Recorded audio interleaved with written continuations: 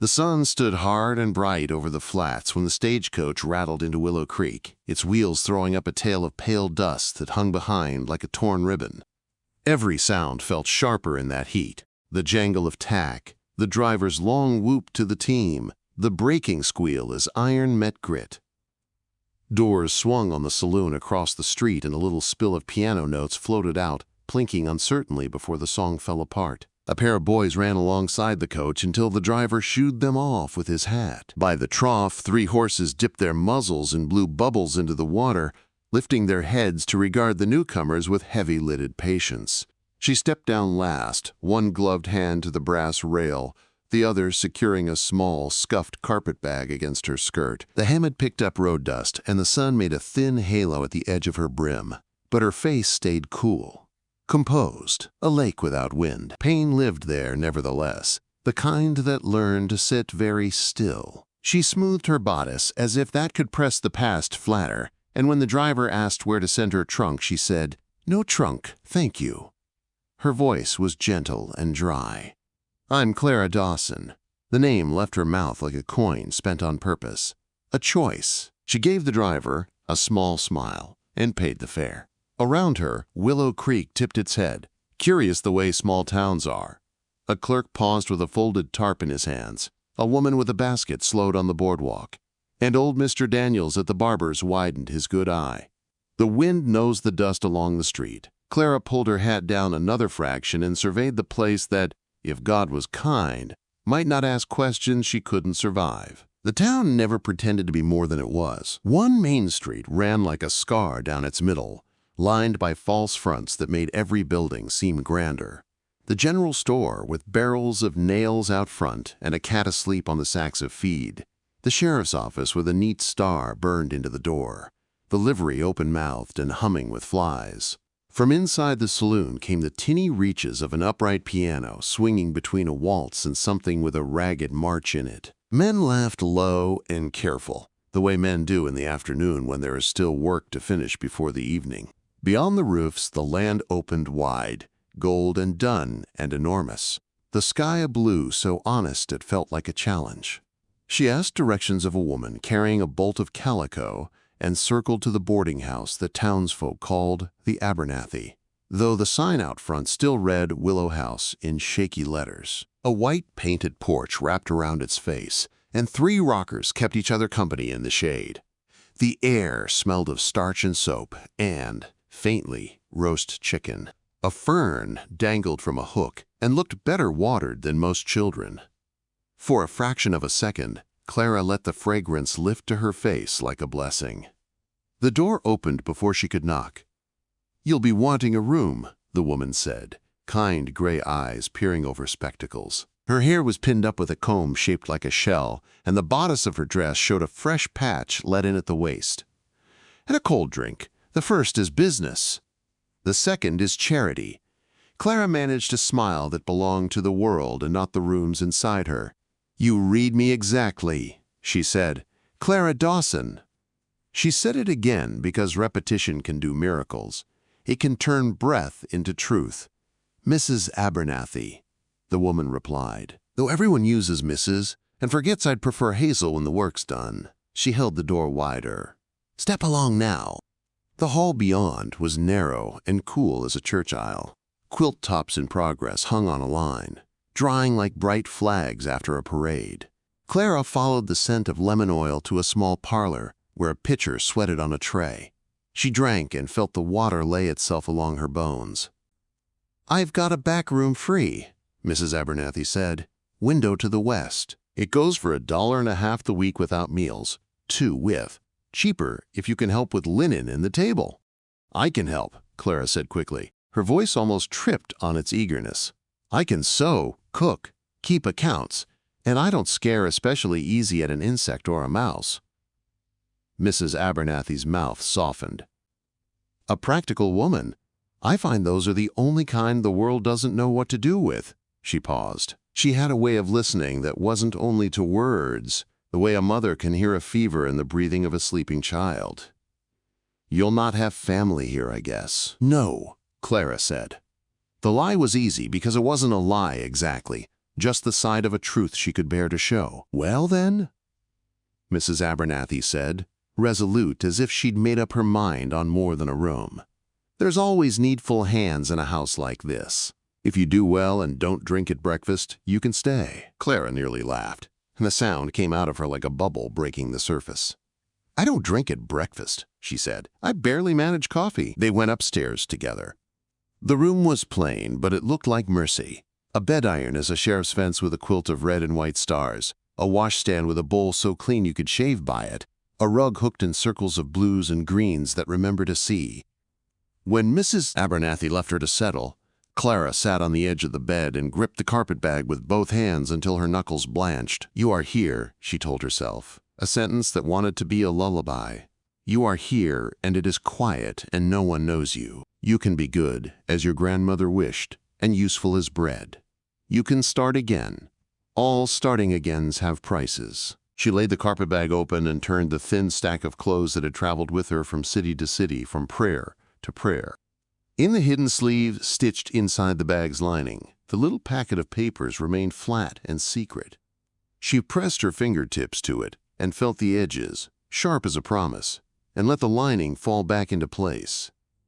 She stood then and washed her face, and the woman in the glass looked almost steady. That afternoon, the chores that come with belonging began. She helped strip sheets, carried them like white lakes across the yard to the line, pinned them with the swift economy of someone who learned to be useful early. She boiled a pot of coffee and sliced onions till sweetness rose, fried them with potatoes, and left them to keep warm for supper. She learned where the broom lived, which boards creaked, and that Mrs. Abernathy hummed, "Nearer, my God, to thee," like a thread running through the day. She did not wander far. People would be watching. It was safer to let the town learn her with time, the way a skittish colt learns a hand. Toward evening, the light shifted soft and slant. Clara carried a list to the general store: lamp oil, coarse salt, a twist of tea, a spool of white thread. She minded her step on the broken place in the boards out front, and took her place at the counter while the clerk measured out the salt in a scoop that had lost its shine. The door lifted and dropped on its hinges as folks came to fetch flour or tobacco. Behind her, someone said, "Easy, girl," in a tone that sounded like weather. Clara turned. In the road, a bay mare shied at a sudden clatter. Some boy had dropped a lid, thoughtless as all happy boys are. The horse pushed backward against the hitching post, eyes round with the white showing, breath clicking in alarm. A man held the reins short, speaking to the mare as if she could understand sentences, his voice low and stitched with patience. The animal's fear rolled off her in heat and noise, and still he did not yank or shout. He was tall and clean as a fence post, hat tilted to shade his eyes. He carried himself with the kind of quiet that doesn't beg to be seen. Clara stepped into the doorway before she thought better of it. The mare's flank brushed the hitching post, and the rope sawed against the wood. "May I?" she said, not loud, not soft, to the man at the bridle. His eyes lifted. They were the clear brown of creek water over stones. There was kindness in them. There was wear, too, the good kind a man gets from sun and work. "If you've a mind," he said. She approached the mare from the shoulders so as not to startle her, moving in the slow arc that says friend, not predator. She kept her hands where the animal could see, palms turned out, fingers wide, nothing hidden. "Easy," she murmured, the syllables like breath. "Nothing to fear. You're safe." The mare's ear flicked to catch the sound. Clara let her palm rest against the horse's warm neck, the skin twitching once, twice, and then settling under the weight. She felt, through the hide, the vibrant thrum of life, and for a moment it steadied something inside her that had been rattling for months. She let the mare smell her wrist, then slid her hand along to the cheek, then the forelock, giving the animal something to do besides think of fear. The mare blew out a hot, resigned sigh that brushed Clara's knuckles. "Good," Clara whispered. "Good girl." The man loosened the rein a fraction and waited. Waiting is the hardest part. After a long minute, the mare put her nose against Clara's shoulder, as if she had decided to accept the world again. "You've a neck," the man said, and the praise carried no surprise in it, only recognition. "I was raised around horses," she said. "Some of the truth can be told without letting loose the rest. They dislike shouting as much as I do." A corner of his mouth turned up. He had a fine-looking mouth, if a woman permitted herself to notice such things. "Eli McGraw," he offered. "I train for folks up and down the creek. Buy and sell, too. That there's Juniper. She thinks trouble is a kind of sport." "Clara Dawson," she said, and shook his hand because there was no good reason not to. His palm was rough and warm. It felt like a place to set something down. "Miss Dawson," he said, the syllables careful as if he meant to keep them safe. "You new to town." "A few hours new." "That explains why I can still smell Kansas on you." He looked as if he might say more, then let the thought pass. "You staying at the Abernathy?" "I am." "She runs a good house," he said. "You'll eat better than I do when work keeps me 3 canyons deep." He tied the mare again, this time with slack enough to feel freedom, and short enough to remind her she was not in charge. "I come by of a morning with peaches sometimes. If I bring too many, you wouldn't be insulted to take some off my hands." She had not expected the laugh to come again so soon, but there it was, small and unguarded. "I'd call it a favor to the fruit," she said. "It'd be unkind to let it spoil." The clerk called her name, and she collected her parcel. Violet paper folded neatly around the spool and the tea, a paper twist for the salt, a cork in the oil tin that would smell like summer even in winter. When she turned back, Eli had stepped to the side to let a wagon pass. He lifted 2 fingers to his hat brim. "Pleasure, Miss Dawson." "And you," she said. It was only politeness. It was also true. She walked back toward the boarding house with the parcel held carefully against her ribs, as if a more precarious thing than thread and tea nested there. Behind her, Juniper shook herself and settled, and Eli's voice came again, that calm authority that made creatures, 2- and 4-legged both, mind. She did not look back. She could already feel the shape of his gaze on her shoulder blades and did not trust herself to take the warmth of it without asking for too much. Inside the Abernathy, Mrs. Abernathy stood at the table with a dishcloth and a look that could have been mild gossip or mothering. "I saw you soothe Mr. McGraw's bay," she said, as if she'd only observed the weather. "That mare's near as high-strung as a politician. You did neat work." "I did what I could," Clara said. She set the parcel down and slipped off her gloves. Her hands looked narrower than they had the previous town, as if each mile had paired her to something finer that might finally survive. "Men like Mr. McGraw," Mrs. Abernathy went on, stacking plates. "They're a steady wind. They'll not blow you down, and they'll keep your wash drying. He's a good man. The kind this town points to when a stranger asks, what we've got worth keeping." Clara busied herself with the lamp to avoid the wicked habit of hope. "I'll fetch water," she said. At supper, the table filled with traveling men and a pair of schoolteachers with chalk still on their cuffs. The talk ran easy.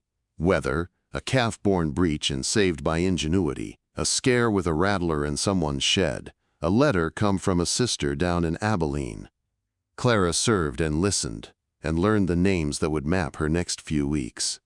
No one asked where she had come from, or if they did it in the soft, sideways way of the West. "You run into much rain?" she was asked, and she said, "Enough to make a mess of the roads in June," and everyone nodded as if that were answer enough. After the dishes and the wiping and the putting to rights, the house fell into the respectful hush of evening. Crickets began. They always do, like a choir the second the church doors close. Somewhere, a coyote barked like a foolish dog. Clara climbed the stairs with the day deep in her bones. She lit her lamp, turned the wick until it made a modest halo on the wall, and opened the window. The west faced like a promise. The sun had softened to a peach and then a bruise, laying itself down along the far hills. The sheets Mrs. Abernathy had left for morning caught the last light and glowed like sails against the darkening yard. The town's noises gentled. The saloon's piano turned tender, and then, surprisingly, true, a woman laughed twice and once more for luck. Boots scuffed and stopped. It felt, for a breath, like the world remembered how to be kind. Clara stood with her palms on the sill and let the air cool her wrists. The day had been simple. She had done honest work. She was in a place that did not know her. The fist that had closed around her heart at the station in Kansas City had eased. A person could live here, she thought. A person could learn the names of the birds and the baker and the paths between house and creek. A person could become someone people nodded to without wondering whether to chase her or keep her. She let the thought fill her chest until it pressed against her ribs and found a shape there. Tell him, the good sense in her said, thinking of the man with creekwater eyes. Tell anyone who asks, before the asking can be used to hurt you. Not yet, the fear replied. Not yet. Not until the ground underfoot feels like ground and not floorboards across a mine. She sank to sit on the trunk she did not own and folded her hands in her lap and closed her eyes. Memory reached anyway, as it does. A hallway of varnished doors, a voice that had changed like a coin turning, the accusation thrown into the air and left to land wherever it would bruise best. She knew how quickly a room can turn stranger. She knew how a name can be made a weapon if you leave it lying around. She learned to keep hers tucked away, like a saint medal sewn under a collar. When she opened her eyes, the last of the day was sliding off the edge of the prairie. She reached to turn down the lamp, then stopped. Between the room and the sky there was a small silence, and she felt she should place something carefully in it, as you might place one stone on a grave or one crumb on a sill for a bird you want to trust you. She bent her head so the word would not have to fall far. "Lydia Marsh," she whispered. The name touched the air and dissolved without echo, as if the night had agreed to hold it without telling. She pressed her fingers to her lips as if she could bless the truth into quietness. Then she lowered the wick, and the room softened. Outside, a horse stamped once, and a man's voice, maybe Eli's, though she could not swear it, murmured the steadying nonsense you give a creature at dusk. She lay down and pulled the quilt to her chin and let the pillow take her weight, and for the first time in a long time, sleep came without bargaining. Morning opened with the smell of biscuits and coffee and the soft thud of Mrs. Abernathy's heels moving from stove to table. The boarding house breathed itself awake, doors clicking, a cough in the hall, a chair scraping back. Clara rose before the sun had cleared the cottonwoods and tied on an apron, her hands remembering how to hitch the knot until it sat flat as a ribbon. She whisked eggs while the coffee hissed, turned bacon once, twice, set out jars of blackberry preserves, cut the butter in pat squares that would keep their shape a moment before surrendering on the biscuit. She liked the smallness of the tasks. They fit together like a song. Pour, fold, carry, pour again. Work was a language nobody mistrusted. The boarders took their places as they always did, by habit more than arrangement. The schoolteachers with their sleeves rolled and half-moons of chalk under their nails, the traveling salesman who never once showed the same sample case, a pair of miners with dust ground into the lines of their palms. The talk ran warm and ordinary. Someone mentioned coyotes getting at the chickens out on Stearns Road. Someone else said there would be a barn raising before the week was out over by Cotton Draw. Clara listened and smiled when she should and passed the preserves to whichever hand reached. When they were gone and the table was a mess of crumbs and coffee rings, she tidied and took the wash out to the line. The sun had climbed into a polite blue, and the air already promised heat. She pinned the sheets straight and true, edges meeting edges, and the sight of them filled her chest more than it ought to. Even a sheet could be a small triumph, clean and square and something you did not have to run from. She stood for a breath under the crosshatch of sunlight and cotton, and then the wind shifted, bringing with it a smell that said the creek would be bright today, the kind that makes a person think of taking a longer way home from an errand. The list said flour, candles, a paper of pins, and a letter Mrs. Abernathy had written to a cousin downriver. Clara took the long way. She told herself it was to walk the damp of morning off her ankles before the day's weight settled there. She told herself little things because the big things were not ready to be told. The prairie made a low hush of itself around her. Bees in the alfalfa, a meadowlark determined to fit a hymn into a single throat. By the time she reached the general store, the cat had claimed the flour sacks again, and the clerk was teasing a lemon wedge into the neck of a fly bottle. She exchanged good mornings and asked after the pins, and the bell above the door jangled behind her. Eli McGraw stepped in, shoulders bringing a tide of heat with them, hat tipped back so a slice of sun found his hair. He carried 2 rough sacks, slung over one shoulder, and moved as if the air gave way for him, because it had always done so. "Morning, Miss Dawson," he said, as if the syllables were a porch he could lean on. "You beat the rest of us honest folks to the day." "That's because the day gets away from me if I don't grab it by the apron strings," she said. She surprised herself. The words came easy with him. He laughed once, soft and short, and looked toward the barrels. "You need feed brought around? I'll take it with mine already." "The list says only flour and candles," she said, "and pins, which you can't shoulder without scandal." "I could try," he said. "Might set a new fashion. Cowboys, spiked like hedgehogs." The clerk returned with the pins and the bill, and Eli put a coin down before Clara could lift her purse.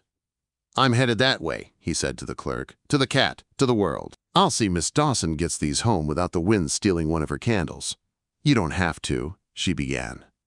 "It's no debt," he said, and said it in such a way that it didn't feel like an exchange at all, just weather. He gathered the small parcel under his arm as if it were part of him, and she found herself walking beside him into the white brightness, measuring her steps to his without meaning to, the rhythm like a tune you start humming because the person next to you is humming it too. They spoke of nothing important as they went.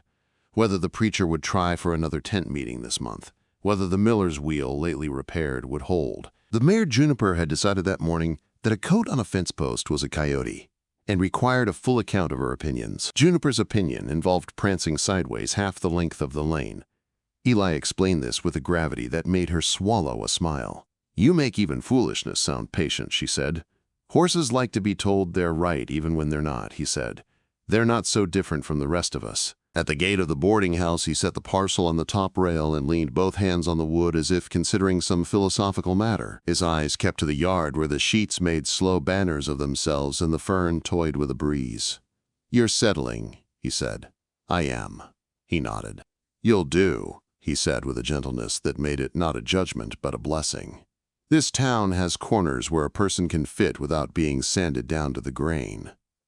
Mrs. Abernathy called from the porch. Eli straightened, as if pulled by the string of his manners, and tipped his hat. "Evening, Miss Dawson," he said, though it was morning. The mistake warmed her so much, she had to look at the ground to keep it from showing in her face. The day took its shape, cleaning, mending a towel, writing a label to make the tea jar look as if it had been here always. After the noon meal, the sky changed its mind. Shadows bruised the edges of the horizon, and a far-off rumble went on talking to itself until any fool could hear it. Mrs. Abernathy looked at the line of sheets and sighed the sigh of women who have already washed the same cloth too many times in a week. "It'll be over us quick," she said. "Run, dear." Clara ran, and the wind shoved hair into her mouth and eyes as if it had always wanted to see what she tasted like. The first spatters of rain hit her cheeks and forearms, and then turned to a sheet of water so sudden she laughed out loud even as she fumbled the pegs with wet fingers. A man was there at the line before she knew it, his hat dark already, his hands careful with the cloth. Eli. Of course. There are people who appear when storms do, as if the sky itself sent for them. "Take the far end," he said. "I'll walk them down to you." They worked like they'd practiced it 100 times. He unpinned, handed, she folded fast, stacked, turned to keep the pile under her apron and out of the worst of it. They both slipped once in the slick, and then laughed again at the mutual laughter. The rain battered, pleased with itself. Thunder shook the air just enough to make the windows in the kitchen give a little complaint. When the last sheet came free, Eli twisted his wrist to make the peg fly to his palm, and then they ran with the armload between them, ducking under the porch roof just as the rain stopped playing at it, and took the game serious. They stood, breathless, both with water running dangerously along their noses. Eli pushed his hat back, and the shape of his hair at the temples seemed a private fact she was somehow allowed to see. He looked at her dripping, and then looked at the sheets over her arm and said, "Well, now," on a breath that managed to be both amused and full of something quieter. He reached and captured a runaway curl that had pasted itself to her cheek and arranged it behind her ear with a care that made heat climb the back of her neck. His hand stayed in the air a second longer, as if forgetting what it had been made to do. "Thank you," she said, because any more would break something. "You're welcome," he said. The words so soft the rain itself might have said them. He took half the load and followed her inside to the kitchen, where Mrs. Abernathy had set towels ready. They spread the sheets over every chair back and stair rail, as if the house had suddenly become a ship with sails left at half-mast.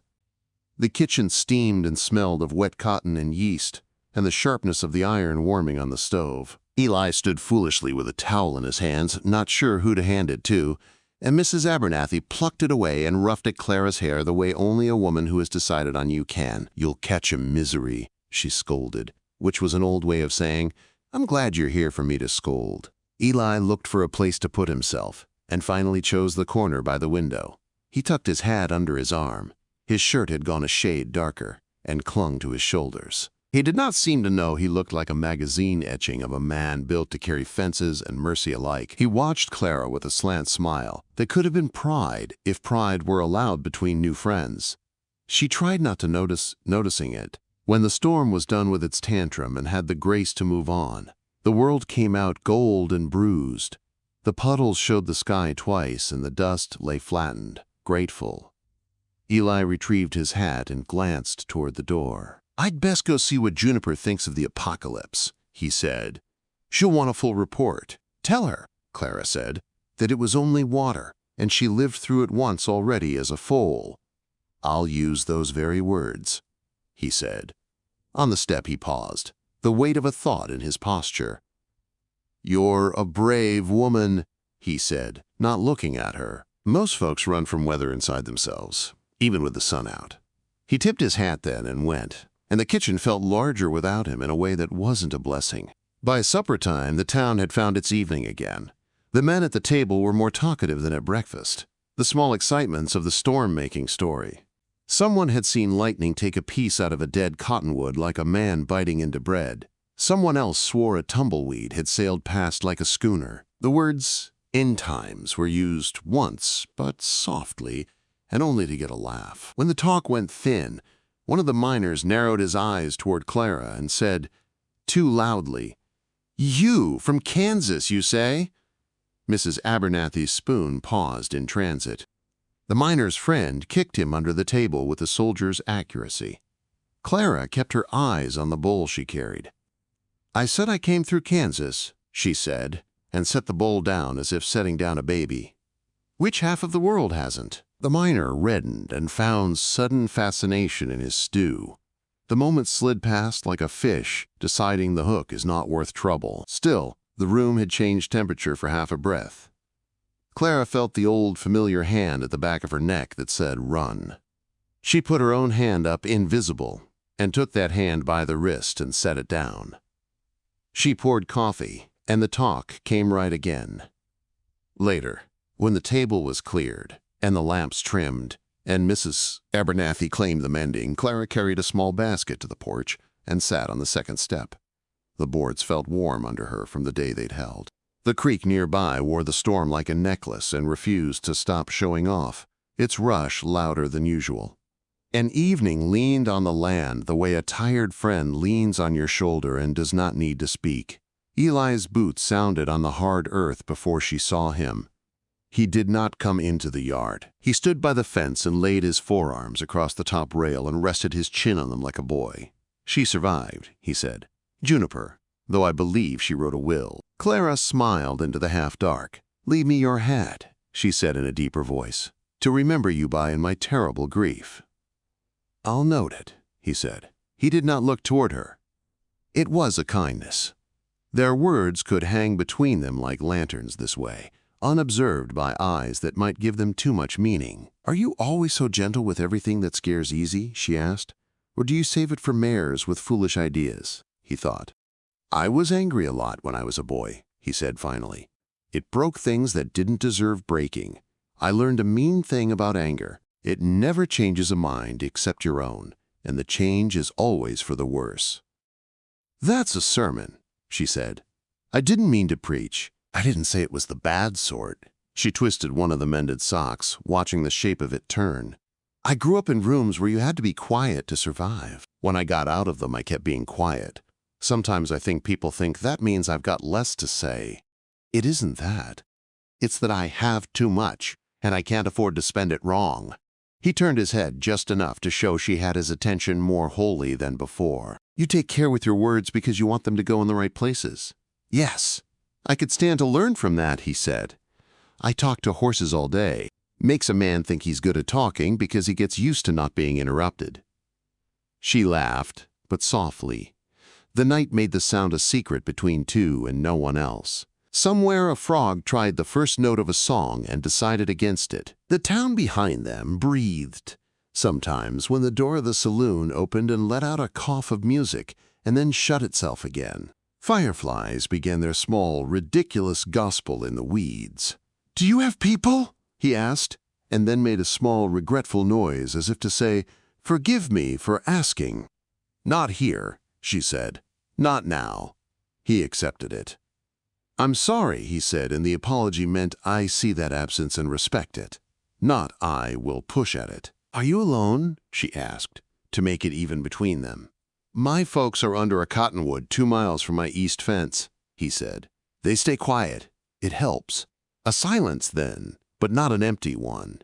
It was the kind of silence that let the creek do some talking and made room for a person to hear their own blood more kindly.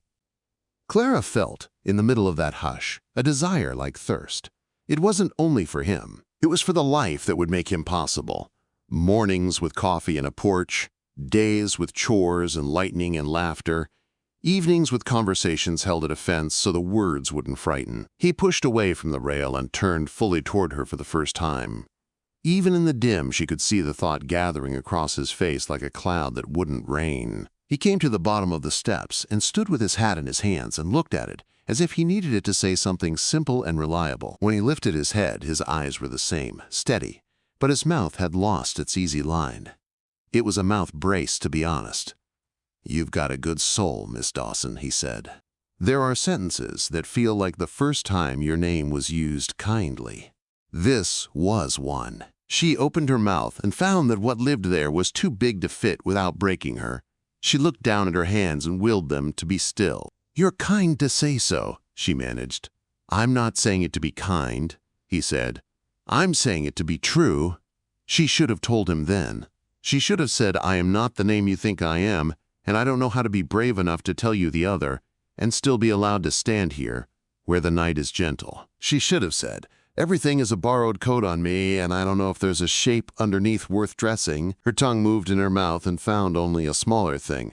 "Thank you," she said. It was a failure of courage. It was also the best she could do. He seemed to understand at least the ground of it, if not the whole field. He took a half step back, as if to leave her more air. "I'll be by in 2 days," he said, "with more peaches than a man can eat decently. You can save me from gluttony." "I'll attempt it," she said. "Good night, Miss Dawson." "Good night, Mr. McGraw." He went away into the slice of road the moon had set a thin blade upon, and she breathed in a chest full of sweet ache. The sock lay forgotten in her lap. Around her the world carried on with its cricket work and its far dog barks, and the particular loneliness old houses have when they are full of sleeping. She stood and carried the basket inside and went up the stairs with the careful tread of someone who does not want to wake anything.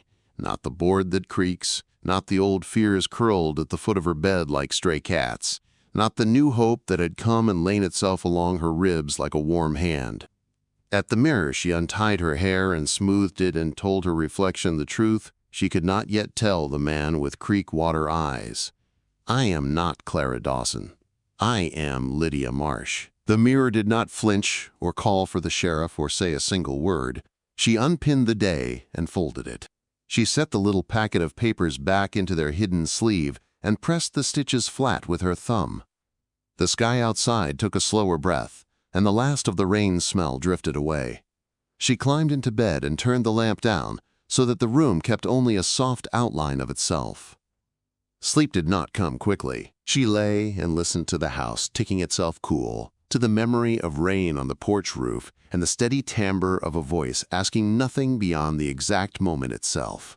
When the tears came, they were not the bitter kind. They were the kind a body makes when it is tired of cutting itself smaller to fit into places it thinks it deserves. They slid into her ears and down the line of her neck, and she let them, In the dark, with no one to scold her for being too full of feeling, she told herself that the world had offered her a thing tonight, and she had taken it into both hands, even if she could not keep all of it yet. "You've got a good soul," he had said. She closed her eyes on the truth of it like a child closes a fist around a found coin. She would need it. She would spend it wisely. She would not spend it wrong.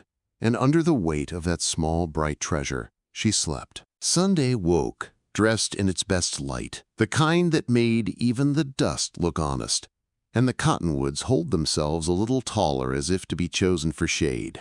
Bells didn't ring in Willow Creek.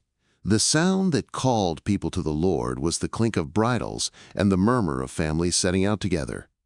By 9, the field beyond the creek had gathered wagons like a gentle fair. The preacher, who traveled a circuit of towns and kept his sermons rolled in a tin that had once held biscuits, had already raised the canvas of his tent and tied its ropes to stakes that knew the stories of 100 winds. He said the sky was God's roof, and he was only lending a bit of shade. Clara walked with Mrs. Abernathy along the track the wagons had made. She had chosen a plain blue dress, mended neat, and pinned her hair low because humility can be a kind of armor if you wear it properly. People nodded to her, the nods of the West, which contain greeting and truce and the promise to learn more of you later. Children ran in a shoal past her, one boy carrying a bread heel like a trophy. The air smelled of coffee from kettles and of new grass pressed flat by the Sabbath shoes of 30 families. Eli stood near the tent's entrance, hat in his hands as if it were a book that deserved respect. He watched her come the way a thirsty man watches a cup cross a room, without grabbing, nerves steady, wanting to be worthy of what's being carried. When she reached him, he did not speak at first. He only looked, and the looking said, "I am glad you are real and that you exist where I can see you in the daylight, and not only in the mind's places." Then he found his voice. "Miss Dawson," he said, "you brighten a calm day."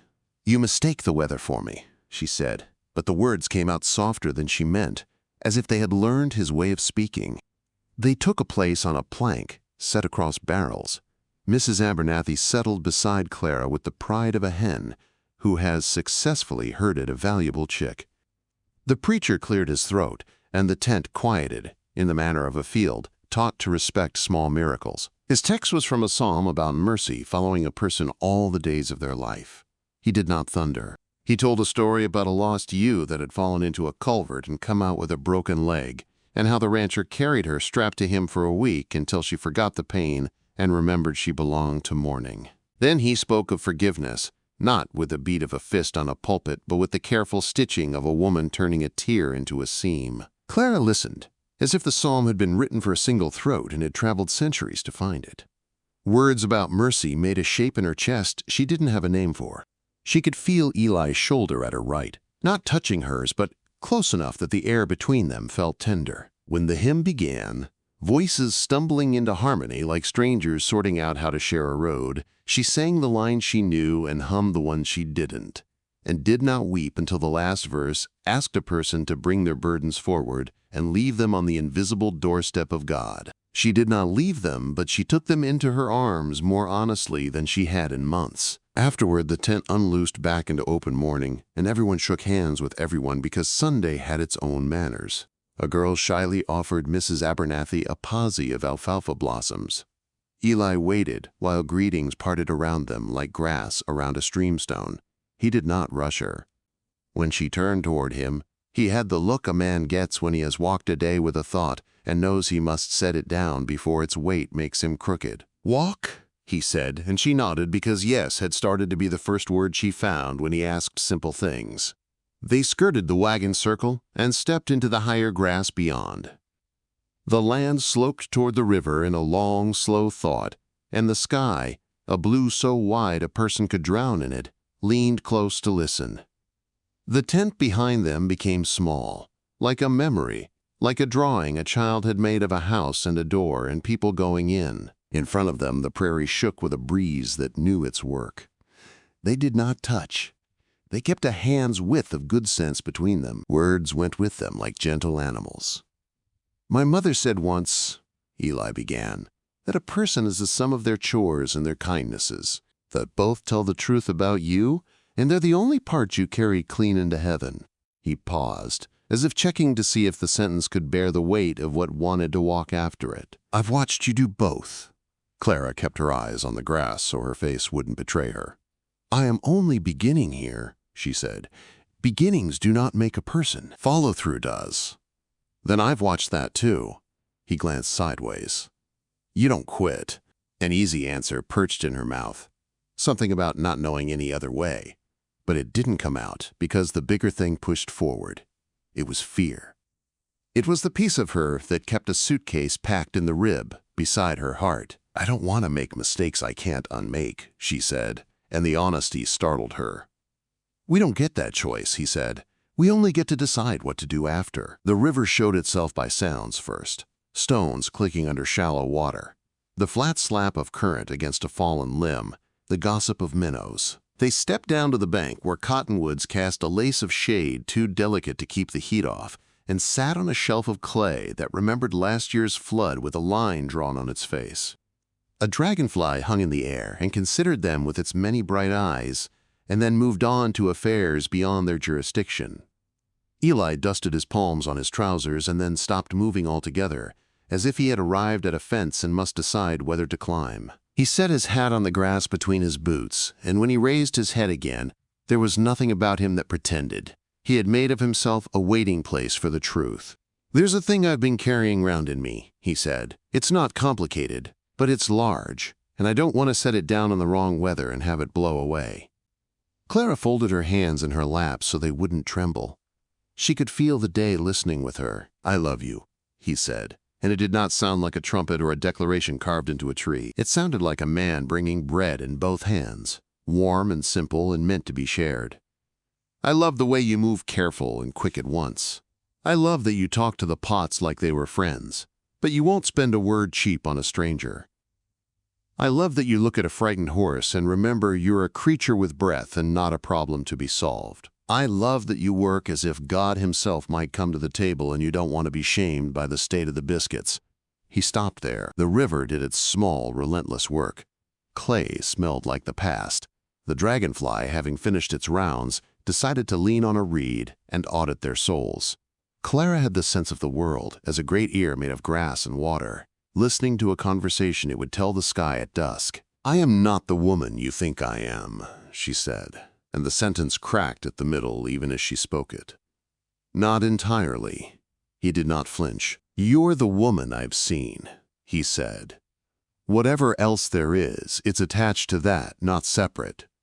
You don't know my—" She couldn't say name. The river would carry it fast as gossip. "You don't know where I came from, why I came." "I know you came to do better than you had," he said. "That's a good reason to come anywhere." She pressed her fingertips to her eyes until the warmth behind them startled her into pulling her hand away again. "If I told you everything, you might think less of me." "I might think more," he said, "but I won't push. A man can want a thing and still know he can't take it by force and have it worth anything." He reached then into his pocket and drew out a small object wrapped in muslin. He didn't hand it to her yet. He held it with the same hesitation you'd give a bird you're not sure is ready to fly from your palm. "My father gave this to my mother when they had been married a year," he said. "He said he wished he'd had it when he asked her, but he had only his name and a promise and a fence he hadn't built yet. She wore it Sundays. When she passed, she left it to me and said, 'Give it when you've already made up your mind to be good, not as a bribe to yourself later.'" He placed the bundle in her open hand. The muslin felt old in the way cloth does when it's been washed 100 times by careful fingers. She unwrapped it and found a ring, a thin band with a small gold bead set in a clasp of 2 leaves. It was humble and beautiful, and it looked like it had been meant to sit on a hand doing work. "I want to marry you," he said, "not to fix you, not to rescue you, to belong to you, to let you belong somewhere you can set your bag down and not keep glancing at the door. I want the work of it. I want the ordinary of it. I want the mercy of it when we're too tired to be our best selves. I want the fence we'll build together. If you need time, I will take time like medicine. If you need truth from me, I will tell it even when it stings.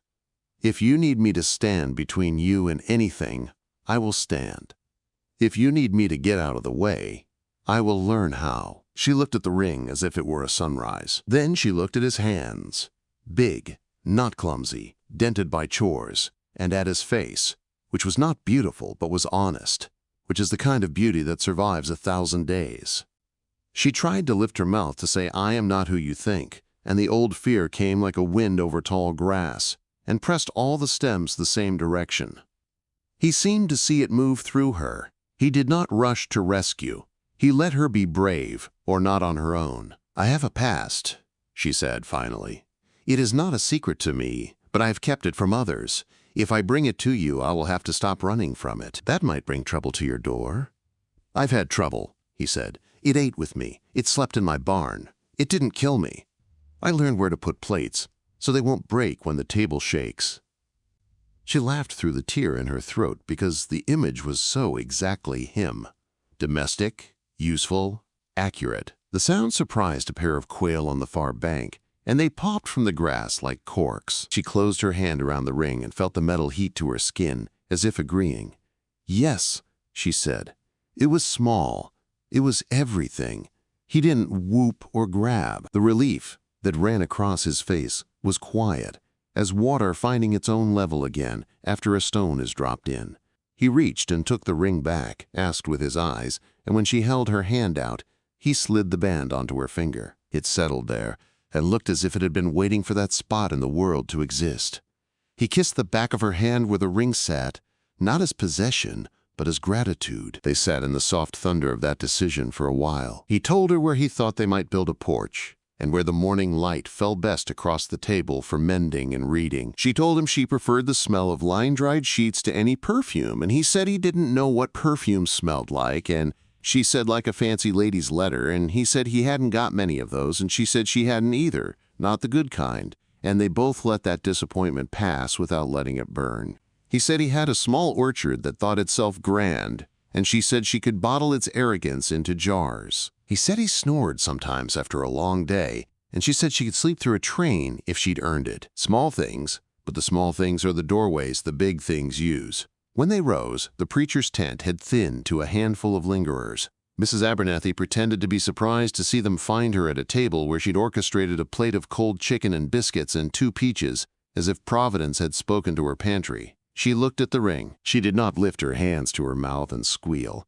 She only squeezed Clara's fingers hard enough to leave love there and said, "We'll see," to a dress that knows its business. They married 3 days later because the West does not always stand on ceremony but knows when to hurry a blessing lest it be stolen by weather. The chapel was only 4 walls, and a steeple that had a habit of leaning with the wind, and a window someone had brought all the way from St. Louis wrapped in quilts. The preacher said the same psalm again, not because he had run out of texts, but because mercy had proven itself a theme. Mrs. Abernathy fastened the back of Clara's dress with the quiet competence of a woman who had helped more brides than she had been herself. Eli stood at the front of the narrow aisle and did not blink for fear the moment would move while his eyes were closed. When she reached him, he took her hands and smiled in that lopsided way that suggested the ground had tipped a little in his favor, but he wasn't going to brag. "I, Eli," he said, stumbling once on his own name as if it were too big to say all at once. "Take you, Clara." He paused, just for the space of a breath, as if to acknowledge the name's weight and the truth he did not yet know, and then went on. "To be my wife, to keep, to cherish, to tell the truth to work beside, to forgive and be forgiven by, as long as God and the creek both run." "Aye, Clara," she said, because that is what the world called her and what it needed to hear right then to make the day go through.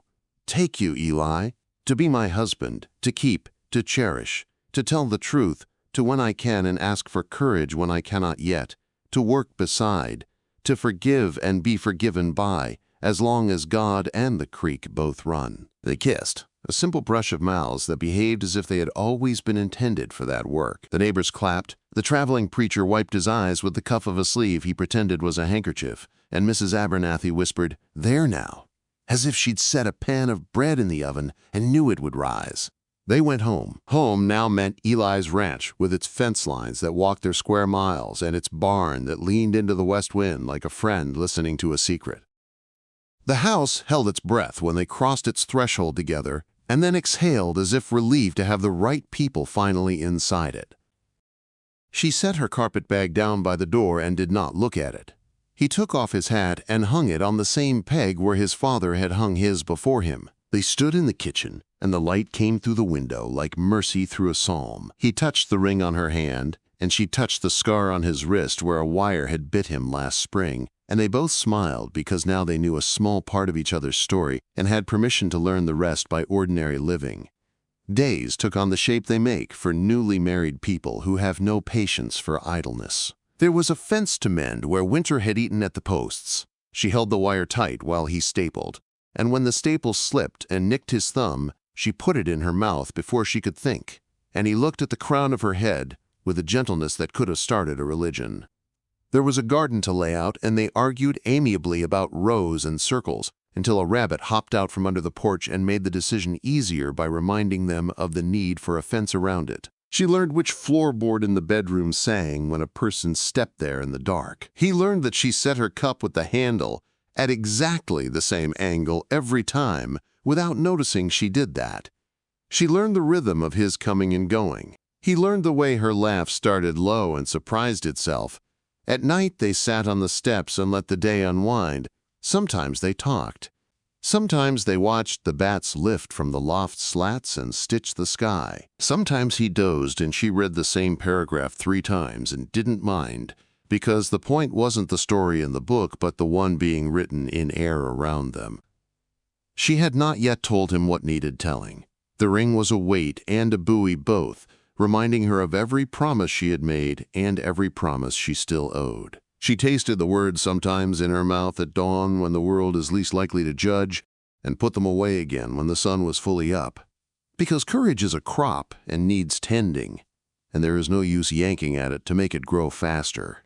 On the 7th evening after the wedding, as the sun made a coin of itself and pressed it into the palm of the horizon for safekeeping, she stood at the bedroom window and watched Eli cross the yard. He had been with a neighbor, helping pull a calf with a mind to be born sideways, and he walked the way a man does when he is tired and content at once. The air smelled of rope and wild mint. Somewhere in the distance, a rider crested a rise and stayed a moment against the red of the coming night, small as a thumbprint, and then gone. A person could look at a figure like that and think it was only a ranch hand finding a shorter way home, or a man deciding to sleep under the open. A person could also feel a thread tug, the old one, the one that ran back east like fishing line dragged by a fish that had not died yet. She let the curtain fall back into its polite drape and turned away from the window. The house held steady around her. The ring winked in the last light. She pressed her palm to it and whispered a promise not yet spoken aloud. Soon, she thought.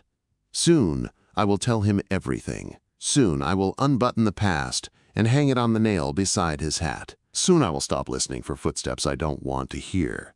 Down in the yard, Eli looked up without knowing why and smiled toward the window where her silhouette had been. He lifted a hand in a small wave and then went to wash at the pump, and the water ran over his wrists and told him nothing at all about the name the wind already knew. The morning sun came slow over the ridge, spilling soft gold across the McGraw ranch. The air carried that clear scent of dew and horses, the kind that said the world had forgiven itself for the night before. Lydia woke before Eli did, as she always did now. She stood at the window, her hair loose, the hem of his old shirt brushing her knees. From here she could see the pasture, the fences stretching in neat, confident lines, and the faint plume of smoke from the neighbor's chimney. Everything looked peaceful, too peaceful maybe, the kind of peace that makes a heart afraid to breathe, because it feels borrowed. Eli stirred in bed, half smiling even before his eyes opened. "You're watching the sunrise again," he murmured, voice rough with sleep. "You always look at it like it owes you an answer." "Maybe it does," she said softly, still facing the light. "Maybe I keep waiting to hear what kind of day it's bringing." He sat up, rubbing his jaw, then came up behind her, wrapping his arms around her waist. "It's bringing a good one," he said. "Same as yesterday, same as tomorrow, if I've anything to say about it." She leaned back into him, letting the warmth of his chest steady her heartbeat. For a moment, she almost believed him. Almost. But somewhere deep inside, that quiet fear still lived. A shadow that hadn't left no matter how many mornings began like this one. They ate breakfast together, the sound of spoons and the ticking clock filling the space between their talk. Eli was heading into town for supplies. He kissed her cheek, promised to bring back flour and news, and rode out with his easy confidence, the kind that made even the horses seem to trust him. Lydia watched him go from the porch, smiling until he disappeared beyond the cottonwoods. Then the smile faded. Mrs. Abernathy was due to visit that afternoon, and Lydia had planned to bake bread. She mixed the dough, kneaded it hard enough to work out the trembling in her hands, and set it to rise. The kitchen smelled of yeast and fresh wood polish. Through the open window, the wind carried faint sounds of town, a dog barking, a wagon rolling down Main Street. She tried to focus on the rhythm of her work, but her thoughts kept drifting, drawn back to that figure she'd seen the night before, the lone rider silhouetted against the dying light. Maybe it had just been a ranch hand, maybe, but the shape of him, the way he paused to watch the house before turning away, it had carved a cold line down her spine. By noon, the dough had risen, and so had her unease. She wiped her hands on her apron and stepped outside. The fields shimmered under the sun. Everything was still. Yet that feeling that someone, somewhere, was watching, refused to leave her. She walked to the barn. The horses stamped and snorted softly when she entered, Juniper nudging her shoulder in greeting. Lydia stroked the mare's neck absently. "He says you're his favorite," she whispered. "But I think you'd argue otherwise." Juniper huffed as if she agreed. Lydia smiled, but it didn't reach her eyes. A faint sound, hoofbeats, came from the east road. She froze, heart climbing high into her throat. The sound grew clearer. One horse. Slow. Measured. She stepped to the barn door, shielding her eyes from the glare. The rider came into view, a man in a long brown coat, hat pulled low. His horse was lean but well kept, his posture too straight for a drifter. Something about the way he carried himself. It wasn't casual. It was deliberate, purposeful. He reined in at the gate. "Morning, ma'am," he called. His voice was calm, polite, but there was steel under it. "You Mrs. McGraw?" Her pulse stumbled. "Who's asking?" He tipped his hat back, just enough for her to see his face. The years had carved it lean, his eyes sharp and pale like winter river ice. "Name's Samuel Rourke," he said. "I'm looking for someone." Her fingers gripped the barn door hard. "You've found plenty of someones in Willow Creek," she said evenly. "Best tell me who before I waste your time." He smiled, thin and knowing. "A woman by the name of Lydia Marsh." The world tilted. The air seemed to fold in on itself. For a heartbeat, all she could hear was the blood rushing in her ears. She forced her face to stay still, her voice steady. "Can't say I've heard of her." Rourke dismounted. His boots crunched against the dirt. "Funny," he said, "because I've heard plenty. There's a family in Kansas City that's been searching years now. Say she ran off after stealing from them. Jewel box, heirloom piece, valuable. There's a bounty, you know." "I don't concern myself with city matters," she said. "I can see that," he answered, looking past her to the house. "Nice place. Quiet. Good cover." Her throat tightened. She wanted to slam the door, but she couldn't show fear. "You've made a mistake," she said. "I'm Eli McGraw's wife. Maybe you'd like to take it up with him when he gets back." "Oh, I plan to," Rourke said. "But I figured I'd say howdy to the lady of the house first." He tipped his hat again and turned his horse toward town, but before he rode off, he glanced back at her. His eyes met hers. Steady, cold, and far too certain. She waited until the sound of hoofbeats vanished before she sank to her knees, clutching the barn wall for balance. The mare whinnied softly as if sensing her fear. He'd found her. After all these years, he'd found her. She rose unsteadily, wiping her face with the back of her hand. Panic buzzed in her ears, but under it, another sound grew. The sharp, solid rhythm of her own resolve. She couldn't let Eli hear it from someone else. Not from that man. If the truth had to come, it would come from her lips, not Rourke's sneer. When Eli returned near dusk, she was waiting on the porch. He smiled as he dismounted, holding up a small paper bag. "Got you those sugared almonds from town," he said. "Thought you'd like." She didn't take the bag. Her hands were folded tight in her lap. "Eli," she said, voice small but steady, "we need to talk." He frowned, the kind that came when he sensed something wrong before he understood it. "What's happened?" She took a breath. "A man came today. Said his name was Samuel Rourke. He's from Kansas City." The words landed heavy. Eli's jaw tightened, the muscles in his forearm shifting as he set the bag down. What did he want? Her eyes met his. "He's looking for someone. A woman, he says, stole from her employer. He called her Lydia Marsh." Eli's eyes narrowed. "And you know her," he said slowly. Not a question, a truth asking to be confirmed. She felt the tears sting, but she didn't look away. "I was her," she whispered. "Before all this, before you. I didn't steal, Eli. I swear it. I was accused. Falsely. My employer's wife. She hated me. Her husband, he." Her voice broke and she pressed her hands to her mouth. Eli stepped back. Just one step. But it was enough. "I ran because no one would believe me." She continued, desperate now, words spilling like floodwater. "They wanted to drag me through the papers, make me a warning.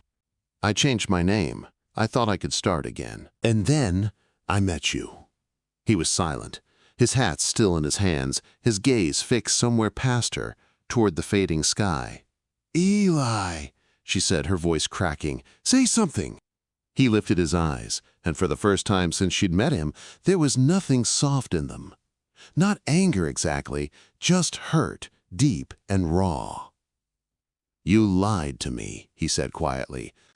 "Every day since the day we met, you let me build my life around a name that wasn't even yours. I was scared." "So am I," he said. "Scared I can't tell what's true anymore." She reached for him, but he stepped back again. "I never wanted to hurt you," she said. "I just wanted a chance to live." "You had one," he said. "You could have told me the truth. I would have listened. I've told you before, the past don't matter if your heart's good today, but it does matter when you hide it." He turned toward the barn, the motion sharp and final. "I need some air," he muttered. "Eli." He didn't stop. The barn door shut behind him with a dull echo. Lydia stood there until the stars began to appear.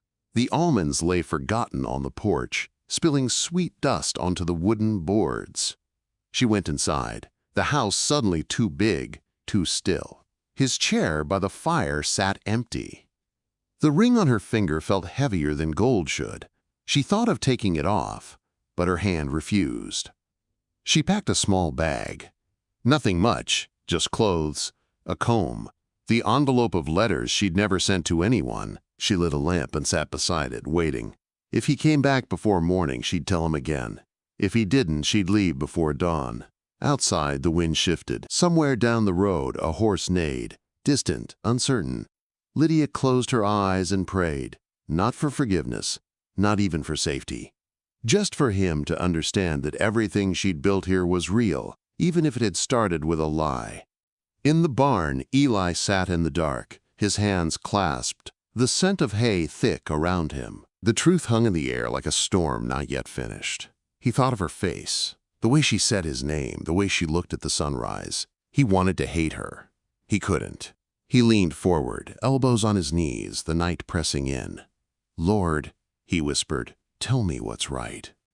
But the only answer was the wind moving through the rafters, soft as a woman's sigh. Dawn came thin and gray, the kind of light that has not yet decided if it wants to be day. Lydia had slept with her back against the wall and her bag by the door, lamp turned low to a quiet gold. She had not cried. She had not moved much either.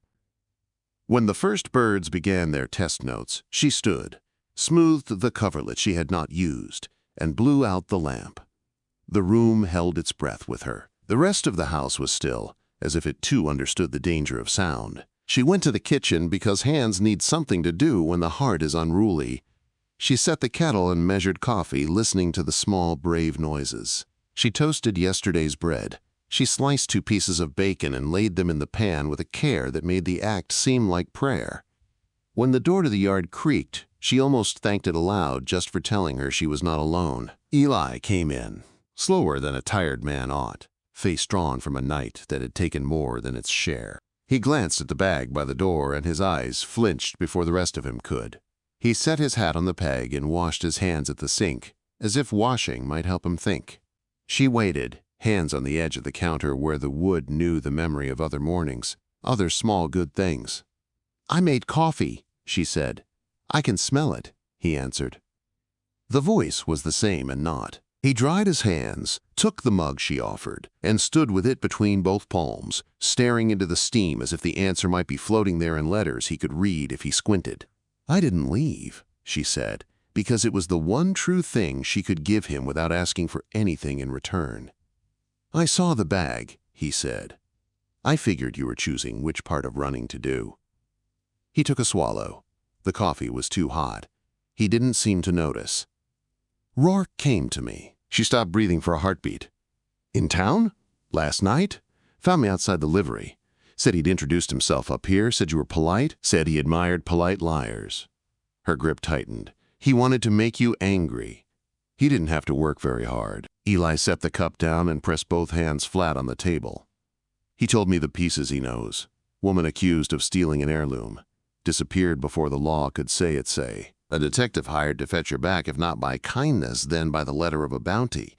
He said other things I don't know if they're true. He lies in the way men do when they are paid to gather truths and make them fit," Lydia said. The bacon hissed. She turned it and kept her eyes on the pan because her eyes could not be trusted to stay steady on his face. "He will make me smaller. He will make me bright enough to watch, and not real enough to deserve mercy." "I don't want to hear him tell me who you are," Eli said. "I wanted to hear it from you." He scrubbed his palm against his jaw as if he could push back regret that way. "I still do." "It will hurt you," she said. "Not because of what I did, because of what I didn't tell." He nodded once. He had done a lot of nodding in his life, but this one looked like it had scraped him on the way out. "I'm not a fool. I know a person can have a before that makes the after complicated. I'm not naive, Lydia." He winced at the name as it left him. He had never used it. It sounded like a wound forced into the air before healing. "I'm angry because you took from me the chance to carry that weight with you from the beginning." She turned off the flame and set the pan aside. The smell of bacon filled the kitchen, ridiculous and human, and at war with everything else. "I was trying to spare you," she said. "You spared me from being the man I told you I wanted to be," he said. His voice was quiet, not a raised thing, but it shook the room. "I can forgive almost anything. It's what I know how to do. But I don't know how to forgive being passed over." She closed her eyes for a second. "I'm sorry," she said, and it was not a pretty apology. It was the kind that staggers because it knows it can't fix what it names. "I am sorry the way a flood is sorry afterward. It doesn't bring back what it took." They ate standing because sitting made the moment too much like other mornings. The bacon tasted like salt and the coffee like work. They did not speak while their mouths were full. When they were finished, Eli rinsed both plates and set them on the towel. The ring on Lydia's hand felt like a question and a promise both. "What are you going to do?" she asked, because in the end, the day always wants to know that. "I'm going to town," he said. "I'm going to speak with the sheriff. I'm going to talk to Rourke with people around to listen. I'm going to find the line between the law and the truth and see if I can teach them to walk together for once." He picked up his hat. He did not pick up his rifle. "And I'm going to ask Mrs. Abernathy to come sit with you today. Not because I don't trust you to take care of yourself, but because I want there to be a witness. If someone shows up here and tries to invent a scene." "I can go to her," she said. "You could," he said, "but I don't want you to have to run from your own kitchen too." He was almost to the door when she reached for his sleeve. He stopped. She did not hold him. She let her fingers rest there as if they could bless him without asking for anything. "Whatever happens in town," she said, "whatever he says and how he says it, know this. I didn't take anything. I didn't break what didn't belong to me. I ran because it was the only thing left that belonged to me." He looked down at her hand, then up at her face. "I believe you," he said. "I'm learning what to do with the part of me that wishes you'd trusted me sooner to believe you." He left with the saddle creaking and the gate latch catching, and the sound of a man determined to be clean with himself even if the world got muddy. Dust rose and stilled. Lydia stood a moment with both palms on the table and breathed. Then she put on her shawl, tucked the small packet of papers from the hidden sleeve into the bodice where it would be safe, and walked to the Abernathy house with her head up and her feet making no more noise than the day required. Hazel Abernathy opened the door before Lydia's knuckles could try the wood. "I was starting a pot of stew," she said. "You arrived exactly at the part where someone needs to stir." "Eli asked if you might come sit with me," Lydia said, "because truth needs walking out loud or it starves. Or let me sit with you." "Rourke." She stopped to gather the name into her mouth so it would not be a shout. "He will come again." "I have a way with unwelcome men," Mrs. Abernathy said. "It involves ladles and scripture. We'll use both." She took Lydia by the elbow as if escorting an honored guest. "You breathe here a minute. I'll fetch my shawl. Then we'll go home." They walked together through the side lane to spare the eyes in front of the saloon any unnecessary work. The town had already found its gossip for the day. Lydia could feel it in the way conversation dropped as they passed and then scraped itself together again, bright and too quick. A boy with a hoop stared too long and then pretended he had been staring at a beetle in the dust. The cat on the flour sacks kept right on sleeping. At the gate, the mare Juniper raised her head and snorted, offended by nothing in particular. Inside, the house looked as if it had been waiting, table clean, lamp straightened, the cup Eli had used drying on the towel as obedient as a child told to stand quietly. Mrs. Abernathy set her knitting on the chair by the window and assigned Lydia the task of shelling beans. They worked like they had a party to feed. It steadied the heart. By mid-morning, hoofbeats argued with the quiet again. 2 horses this time. Lydia felt the old urge to hide behind the door and let the wood take the seeing for her. She did not move from the table. Mrs. Abernathy glanced toward the yard once, tucked a final pin into her pincushion, and went to the door with the expression of a woman about to remind the world of its manners. Rourke stood on the step with a deputy she did not recognize. He had removed his long coat and rolled his sleeves, as if he meant to appear less like a wolf and more like a traveling clerk. It didn't work. His eyes were the same. The deputy looked sweaty and younger than his badge wanted him to be. "Morning, ma'am," Rourke said. He tipped his hat to Hazel. "We seek a conversation." "You seek something new every hour, I reckon," Mrs. Abernathy said. "Speak plain." Rourke's gaze slid past her and found Lydia where she sat. He smiled like a knife. "Mrs. McGraw, or shall I say Miss Marsh?" "No," Lydia said, before Hazel could. "You shall not. You shall say nothing in this house that tries to make me small." She stood then, so that she could meet him with her full height and not just her voice. "What do you want?" "I want what my employer wants," Rourke said. "A return, a reckoning, a measure of justice." "Your employer's wife wanted me hurt because I would not take what wasn't mine," Lydia said. "And you want a bounty." He didn't even pretend to be insulted. "A living's a living." "The sheriff is expecting you?" Mrs. Abernathy asked the deputy, not taking her eyes off Rourke. The poor boy shifted in his boots. "He's in his office," the deputy said. "Mr. McGraw went to talk to him." "Then this doorstep," Mrs. Abernathy said, "is not the place for any talk you've brought. You can ride to the sheriff and stand in the middle of the room like a man who isn't afraid of windows and let your words be weighed by more ears than mine." Rourke's mouth flattened. "I came to offer the lady a chance to speak before I speak for her." "She has a husband who speaks with her," Mrs. Abernathy said. "She has a God who speaks for her. Go." Rourke's eyes cut back to Lydia, searching for fear to pocket and exchange later. She let him find only straightness. He nodded once, as if to a fellow gambler who had chosen to keep her coin a little longer, then turned and went to his horse. The deputy followed, relieved like a man spared a skirmish. When they were gone, Hazel shut the door very gently, as if slamming would be giving the morning more drama than it had earned. "He will make a show in town," Lydia said. "He will try," Mrs. Abernathy said, "and some will clap because they think noise is the same as truth." She put a hand on Lydia's shoulder. "Eat something. A person does not negotiate with evil on an empty stomach. They kept busy. Bread went into the oven. A stew began to tell its story to the kitchen in the language of bay leaf and onion. Lydia stood at the sink and scrubbed potatoes that had never done anyone harm. She was halfway through the basket when the sound of many voices at once folded over the quiet, like a big blanket shaken out. The house could not help but hear. Lydia wiped her hands and went with Hazel to the porch. Half the town had made a crowd at the far end of the lane, the kind of crowd that pretends to be casual and fails by volume. They stood facing the sheriff's office, hats lifted or crushed, heads close to sheer breath and supposition.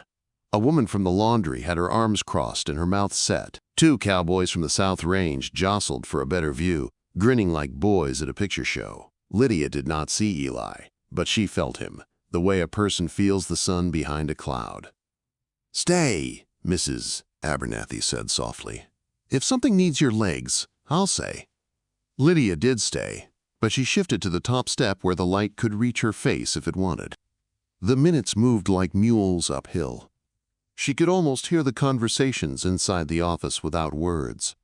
Eli's voice lined with hurt and purpose, the sheriff's careful because power has a tone, Rourke's smooth and eager and pretending to be patient. She pictured the ring of chairs, the spittoon too polished or not enough, the wanted posters curling at the corners. When the door opened at last, the sound it made was ordinary. The noise from the street picked up and turned to shape. Eli was the first to step out, hat in his hand, jaw tight but not angry. The sheriff followed, heavy with the weight of decisions. Rourke came last, smiling like a man who had not gotten everything he wanted but had not been denied lunch either. Eli raised a hand and the noise dimmed. He could do that. People listened to him even when they wanted to gossip more. "A word," he said, and it carried. "I married a good woman," he said. "Some of you know her as Clara Dawson. I know her as my wife. Some of you have heard a name you think belongs to a story about theft. I am telling you now, you do not know that story. You know whispers. I know her.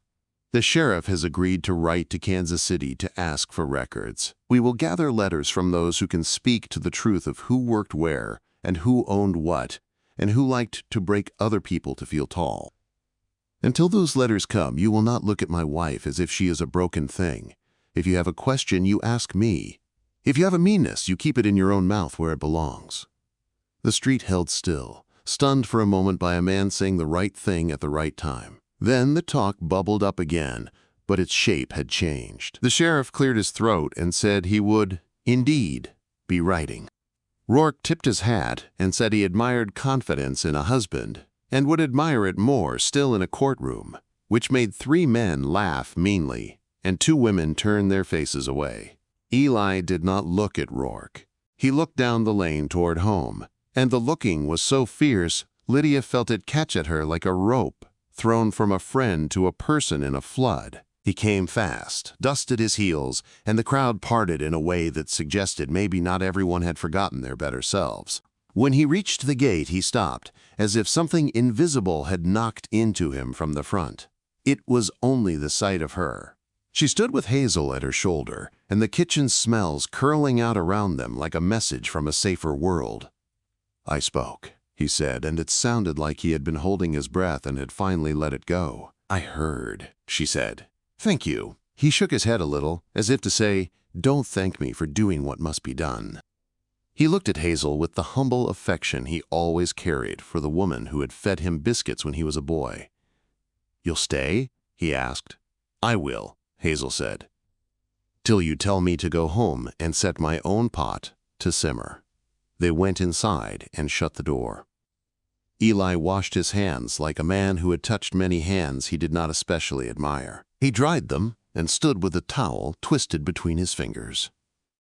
"He had a paper," he said. "Said it was an affidavit. Said it named you. Said it named a jewel box. The sheriff says a paper can be a paper and still be a lie if the person who wrote it had a reason to change a truth into a tool. Mrs. Abernathy can write to a woman who knows the house where I worked," Lydia said. "She will tell the truth. She saw more than anyone guessed." "I asked a preacher to write too," Eli said. "He knows the sheriff in the city. Men who meet under a tent sometimes meet better later on than men who meet over cards. He hesitated.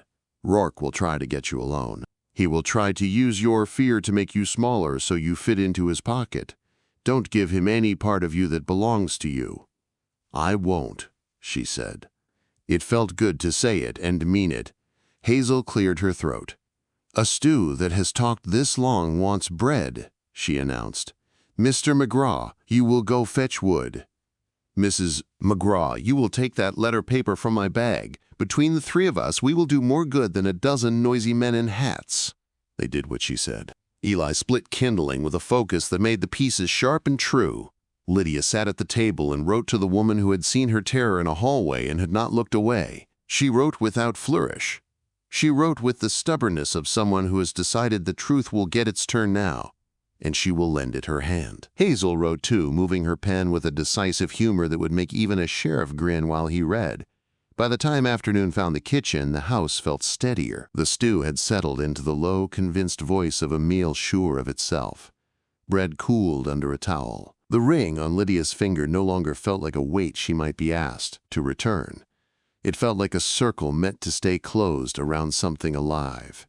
There were interruptions. A neighbor woman came to return a borrowed tin and left her best wishes clumsily on the threshold. The schoolteacher who boarded with Hazel stopped by with a basket of eggs and pretended it was a coincidence. The deputy from that morning rode past, not stopping, but he lifted 2 fingers just enough to make it clear his hands were not full of malice.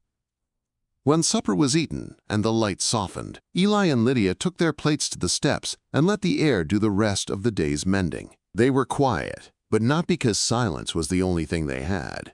It was the kind of quiet that can happen only when both people have spoken what needed saying and are letting the words settle where they will do good.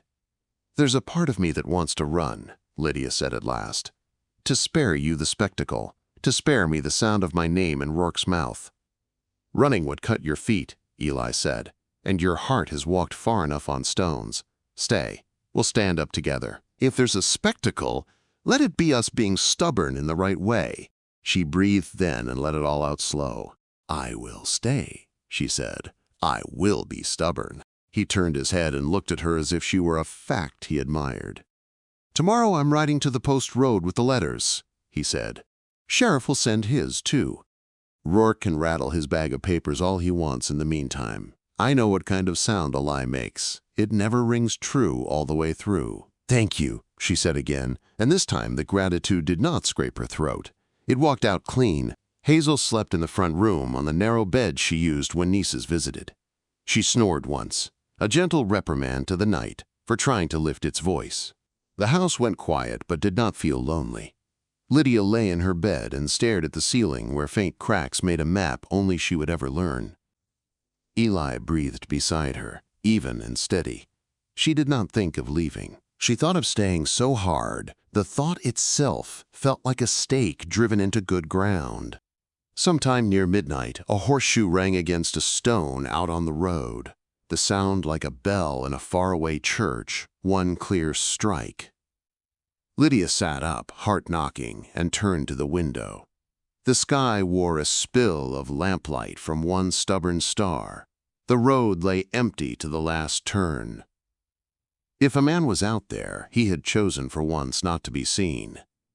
She lay down again and let the dark cover her. Morning would come, and with it more voices and more letters and more small acts of courage. Before sleep took her, she touched the ring, not to test its truth, but to remember hers. She whispered into the pillow so that only the linen would ever be asked to keep the confidence. I will not run.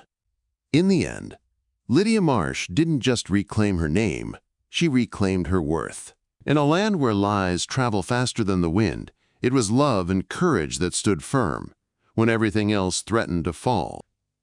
Eli McGraw proved that a man's heart can be stronger than judgment, and that sometimes redemption isn't found in running from the past, but in facing it together. Under the endless skies of Willow Creek, 2 souls learned that truth, once spoken in love, can outlast even the fiercest storm. If you've been moved by this tale of love, redemption, and second chances beneath the Wild West sun, Don't forget to subscribe to Wild West Love Chronicles, where every story brings you another heart that dares to hope, another soul brave enough to love. Saddle up, hit that subscribe button, and ride with us into the next unforgettable romance on the frontier.